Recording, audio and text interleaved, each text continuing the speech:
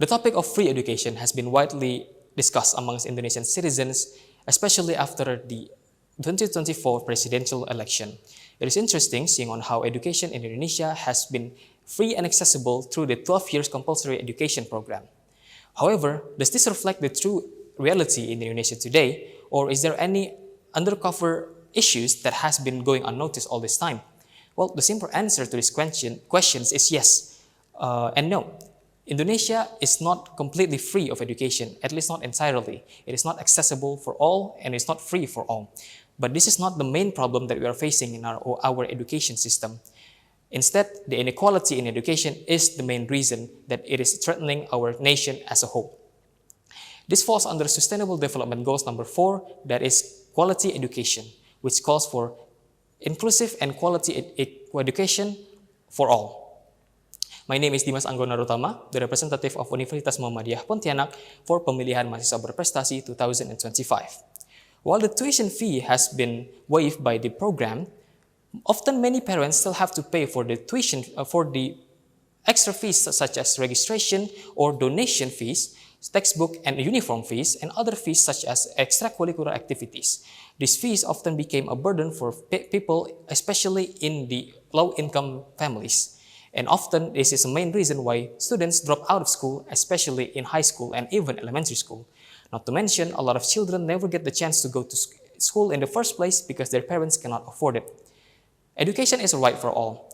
But in Indonesia today, seemingly the reality states that where you live and how much money your parents make will determine whether you will or will not get an education. This is simply not ideal. Well, I would like to go into another topic going deeper into this, and that is the urban and rural education gap in Indonesia. In big cities like Jakarta, Surabaya, or even Pontianak, schools often have more facilities that are much better in quality, much better in infrastructure as well, and also extracurricular activities in comparison to schools like in the rural areas of Kalimantan Barat or West Kalimantan. They are still facing infrastructural problems, where they have no clean toilets or even they have no qualified teachers and etc. This gap is the main problem in our education system today, because when education becomes unequal, so does opportunity. We're not just talking about a poor education system here, but we're talking about a whole generation of children who are being denied the tools they need to build a better future for themselves. And this is the main problem that we are facing right now. While it is true that education has become increasingly accessible through the government's efforts, it is not simply about the accessibility of it, but rather the quality of it. It is not enough for simply if we just go to school, because a lot of children in the rural areas of remote villages in West Kalimantan goes to school without learning much due to outdated materials, unqualified teachers, and even lessons interrupted by poor infrastructural conditions. This is a very unideal situation. How can we expect the students to compete on a national level? What can we do to fix this issue? Well, first of all, we can increase the government funding for schools specifically in the rural areas of Indonesia.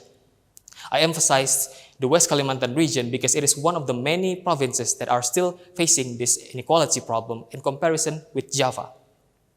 And secondly, we have to have a good governance and also a strict supervision in order to make sure that the funds actually reach the school and no practice of corruption happens during this process.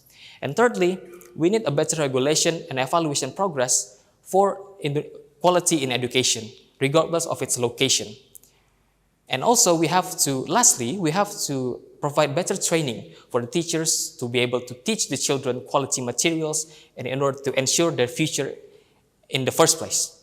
In conclusion, to achieve SDG number 4, quality education, it is not enough just to simply open up more schools, but we have to ensure that every child in Indonesia has the same room to grow, learn, and build a better future with the school education system that we provide for them.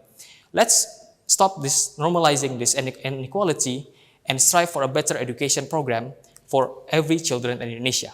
That is all from me. Thank you very much.